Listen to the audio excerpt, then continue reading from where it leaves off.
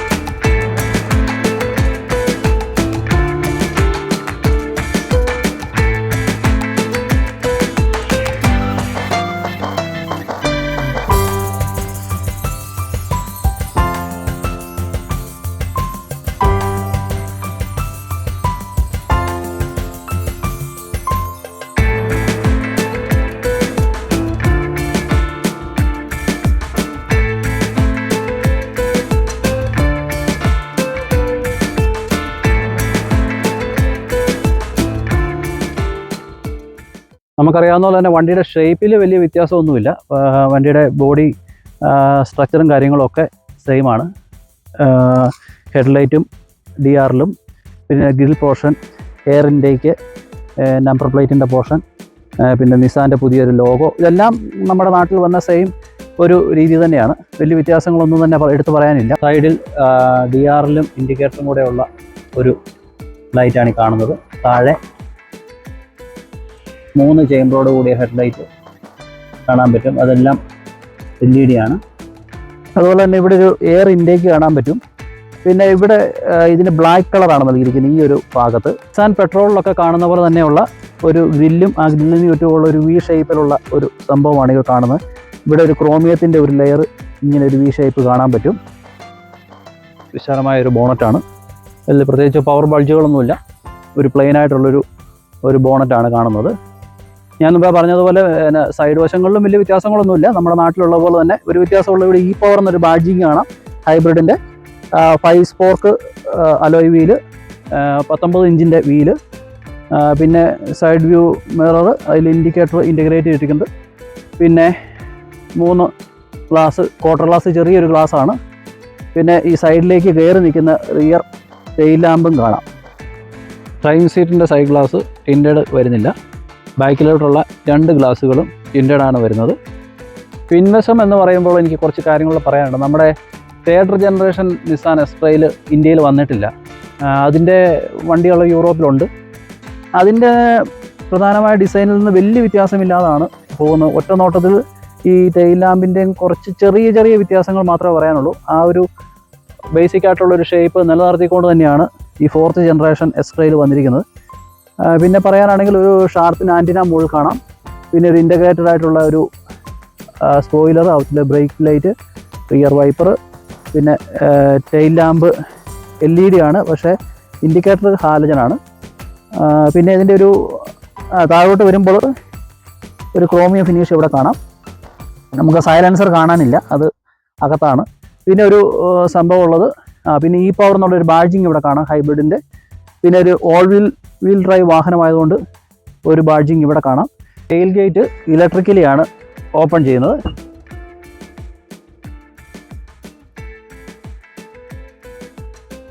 Close ചെയ്യാൻ വേണ്ടി അതും ഇലക്ട്രിക്കലിയാണ്. നമ്മൾ ഈ ബട്ടൺ ഒന്ന് പ്രസ് ചെയ്ത് കൊടുത്താൽ മതി, തന്നെ അടഞ്ഞോളും.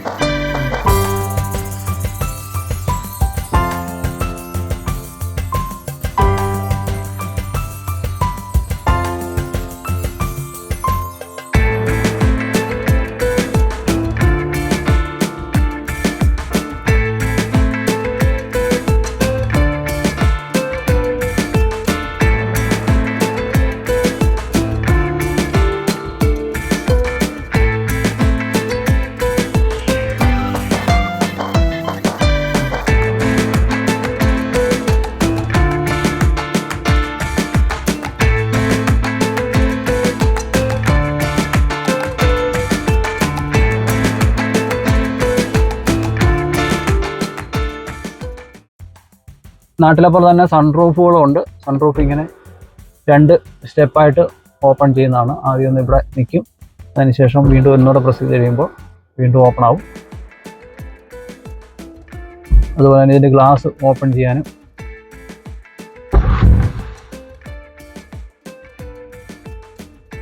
ഇത്രയും ഓപ്പണിംഗ് ഉണ്ട്. ആ ലെവൽ വരെ പോയി, ആ രണ്ടിൻ്റെയും ഒരേ ലെവൽ വരെ പോയി നിൽക്കും. വീണ്ടും നമുക്കത് ക്ലോസ് ചെയ്യാം.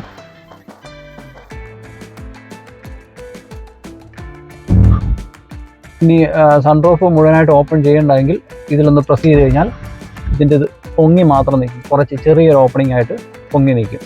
അങ്ങനെ ഒരു ഓപ്ഷനും കൂടി ഇതിനകത്തുണ്ട്, അതും നമ്മൾ ഓഫ് ചെയ്തു. ഇതിൻ്റെ ഫ്രണ്ട് 2 സീറ്റും ഇലക്ട്രിക്കലി അഡ്ജസ്റ്റബിൾ ആണ്, ഫാബ്രിക് സീറ്റുകളാണ്. പിന്നെ ഉള്ളത് ടെമ്പറേച്ചർ സീറ്റ് ഹീറ്റ് ചെയ്യാം, അതുപോലെ തന്നെ സ്റ്റീറിങ്ങും ഹീറ്റ് ചെയ്യാൻ പറ്റുന്നതാണ്. പിന്നെ ഇലക്ട്രിക്കലി അഡ്ജസ്റ്റബിൾ ആണെന്ന് ഞാൻ പറഞ്ഞു. അത് 2 രീതിയിൽ ഡ്രൈവിംഗ് സീറ്റും കോ ഡ്രൈവർ സീറ്റും 2 രീതിയിൽ സെറ്റ് ചെയ്യാൻ പറ്റും.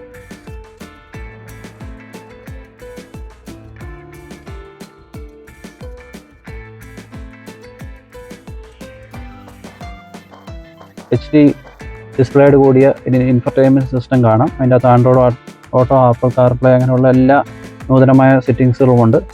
ഡേ നൈറ്റ് സെറ്റ് ചെയ്യാൻ പറ്റും ഇവിടെ. പിന്നെ ഇതിൻ്റെ പവർ സ്വിച്ച്, വോളിയം കൺട്രോൾ, പിന്നെ ഇതൊരു ക്യാമറയുടെ സ്വിച്ചാണ്. എനിക്ക് തോന്നുന്നു ഇതെല്ലാം നാട്ടിൽ തന്നെ ഉള്ളതാണ്.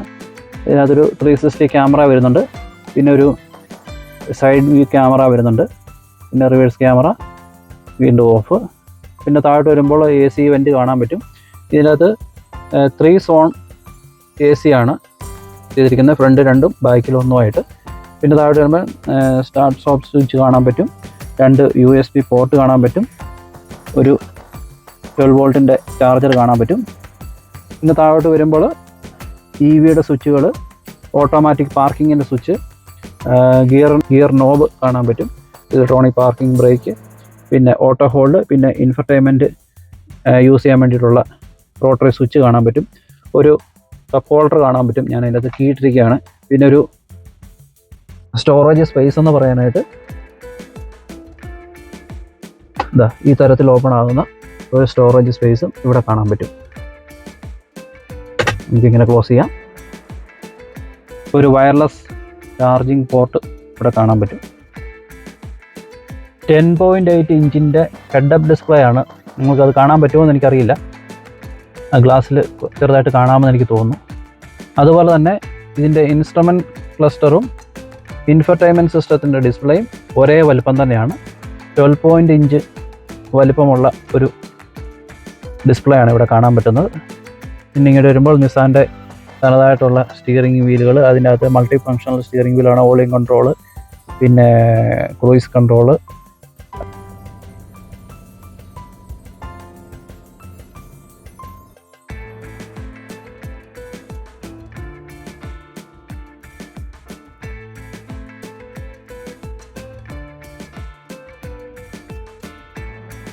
ഞാൻ പറഞ്ഞായിരുന്നു 2 രീതിയിൽ ഇതിൻ്റെ സീറ്റുകൾ അഡ്ജസ്റ്റ് ചെയ്യാമെന്നുള്ള. ആ അഡ്ജസ്റ്റ്മെൻറ്റിൻ്റെ സെറ്റുകൾ ആ ഡോർ പാഡിൽ കാണാൻ പറ്റും. പിന്നെ ഇലക്ട്രിക്കലി അഡ്ജസ്റ്റ് ചെയ്യാവുന്ന മിററുകൾ, പവർ വിൻഡോയുടെ സ്വിച്ചുകൾ, ഇതുപോലെ തന്നെ അഡ്ജസ്റ്റ്മെൻറ്റുകളുണ്ട്. പിന്നെ ഇതിൻ്റെ അകത്തൊരു വെറൈറ്റി ആയിട്ടുള്ള കാര്യം, കോ ഡ്രൈവർ സീറ്റിൽ നിന്നും വണ്ടി ലോക്ക് ചെയ്യാനും അൺലോക്ക് ചെയ്യാനുമുള്ള സൗകര്യമുണ്ട്. ബ്ലൈൻഡ് സ്പോട്ട് മിററാണ് ഈ വണ്ടിക്ക് നൽകിയിരിക്കുന്നത്. അതുപോലെ തന്നെ ഈ ഒരു പോർഷൻ്റെ അടിയിലായിട്ട് ഇവിടെ ഒരു സ്റ്റോറേജ് സ്പേസും നമുക്ക് കാണാൻ പറ്റും. പിന്നെ ഗ്ലോ ബോക്സ് അത്യാവശ്യം വലിപ്പമുള്ള ഒരു ഗ്ലോ ബോക്സ് തന്നെയാണ്. ഡോർ പാഡിലേക്ക് പോകുമ്പോൾ അധികമായിട്ടൊന്നുമില്ല, ഒരു കുപ്പി വെക്കാനുള്ള സ്പേസും പിന്നെ ഒരു സ്പീക്കറും കാണാൻ പറ്റും. നല്ല ഫിനിഷിംഗ് ആണ്, നല്ല സ്റ്റിച്ചിങ്ങും. ഒരു ബ്ലാക്ക് ഇൻറ്റീരിയർ ആണ് ഈ വാഹനത്തിന് നൽകിയിരിക്കുന്നത്. ഇവിടെ ഒരു ബ്രൗൺ കളറിലുള്ള ഒരു ഡാർക്ക് ബ്രൗൺ കളറിലുള്ള ഒരു വുഡൻ ഫിനിഷും പിന്നെ ഒരു ക്രോമിയത്തിൻ്റെ ഒരു ഭാഗം ഇവിടെ കാണാം, ഒരു സ്റ്റീൽ ഫിനിഷ് പോലെ ഇവിടെ കാണാം. പിന്നെ ഇവിടെ ഒരു സോഫ്റ്റ് ബ്ലാക്ക് ഒരു ലെതർ ഫിനിഷ്, ഇവിടെ വീണ്ടും ഒരു ബ്രൗൺ കളറിലേക്ക് വന്നിരിക്കുന്നു. അത് തന്നെയാണ് ആ ഡോർ പാഡിലും കാണുന്ന ഒരു ബ്രൗൺ ഫിനിഷ് അവിടെയും കാണാം. ബ്ലാക്ക് തീമിൽ തന്നെ ഇത് ചെയ്തിരിക്കുന്നു.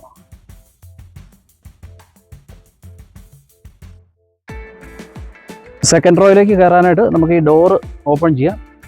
ഇതാ ഇത് കണ്ടോ, 90 ഡിഗ്രി, ഓൾമോസ്റ്റ് 90 ഡിഗ്രി ഈ ഡോർ ഓപ്പൺ ചെയ്യാം. അങ്ങനെ ഈസി ആയിട്ട് നമുക്ക് ഇതിൻ്റെ അകത്തോട്ട് കയറാം.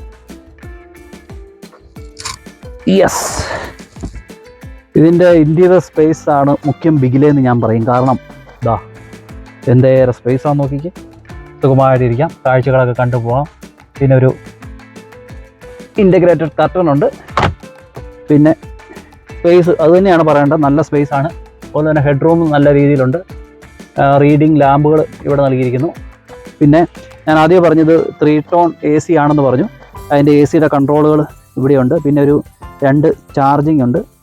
പിന്നെ ഈ 2 സീറ്റും ഹീറ്റ് ചെയ്യാൻ പറ്റും. സീറ്റ് ഹീറ്റിങ്ങോട് കൂടിയ സീറ്റുകളാണിത്.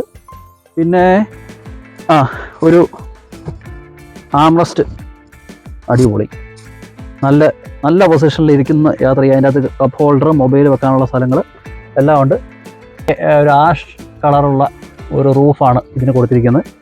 ആസ് യൂഷ്വൽ ബാക്ക് ഞാൻ പറഞ്ഞതുപോലെ തന്നെ നല്ല ബ്ലാക്ക് തീമിൽ നല്ല സ്പേസ്, അതാണ് എനിക്ക് എടുത്ത് പറയേണ്ട കാര്യം.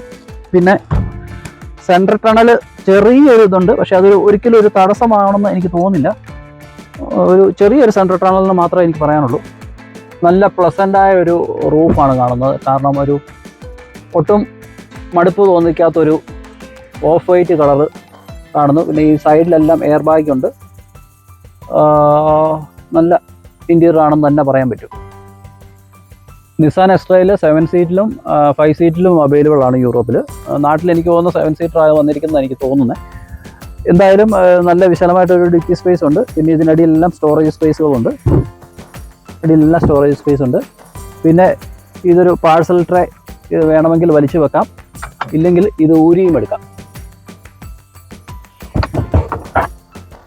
ഇത് ഊരിയും എടുക്കാം.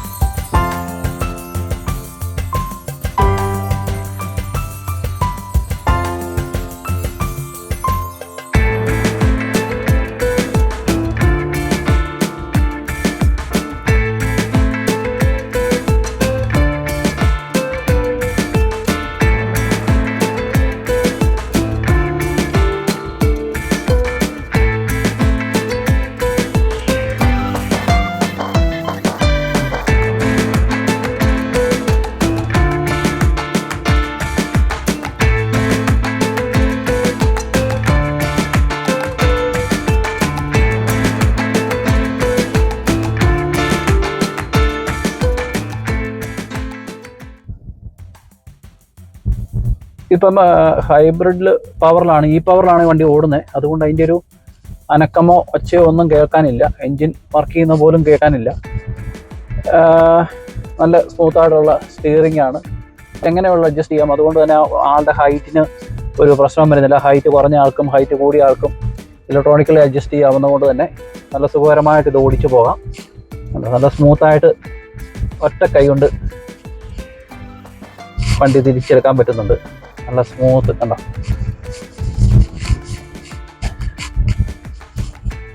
നല്ല സ്മൂത്തായിട്ട് ഓടിക്കാം.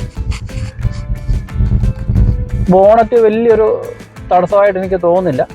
എന്നാൽ ചെറിയൊരു ബോണറ്റിൻ്റെ ഭാഗം കാണാൻ പറ്റും, പക്ഷെ അതൊരു വ്യൂവിനൊന്നും ഒരു പ്രശ്നം വരുന്നില്ല. പിന്നെ നമ്മുടെ ഓട്ടോ ട്രിമ്മിങ് ആയിട്ടുള്ള മിറർ, പിന്നെ എന്താ എടുത്ത് പറയേണ്ട, അങ്ങനെ എന്തുകൊണ്ടും നല്ലൊരു വാഹനമാണ്. ഇന്ത്യയിൽ ഇതിനകത്ത് എത്ര ഫീച്ചേഴ്സ് ഉണ്ടെന്ന് എനിക്കറിയില്ല. എന്നിരുന്നാലും ഞാൻ പറയുകയാണ്, നല്ലൊരു വാഹനം.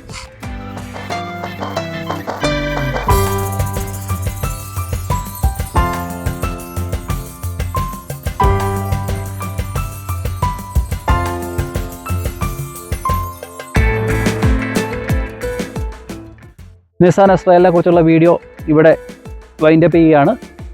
എനിക്കറിയാവുന്നതും ഞാൻ മനസ്സിലാക്കിയ കാര്യങ്ങളെല്ലാം ഈ വീഡിയോയിലൂടെ പറഞ്ഞിട്ടുണ്ട്. ഇനി എന്തെങ്കിലും ഭാഗം തെറ്റുവോ വിട്ടുപോയിട്ടോ ഉണ്ടെങ്കിൽ നിങ്ങൾ കമൻറ്റിലൂടെ അറിയിക്കുക. വീഡിയോ കണ്ട എല്ലാവർക്കും ഒരിക്കൽ കൂടി നന്ദി. വീഡിയോ ഇഷ്ടപ്പെട്ട് കഴിഞ്ഞാൽ ലൈക്ക് ചെയ്യുക, കമൻറ്റ് ചെയ്യുക, സബ്സ്ക്രൈബ് ചെയ്യുക. അടുത്തൊരു പുതിയ വീഡിയോ ആയിട്ട് വീണ്ടും കാണാം. ബൈ.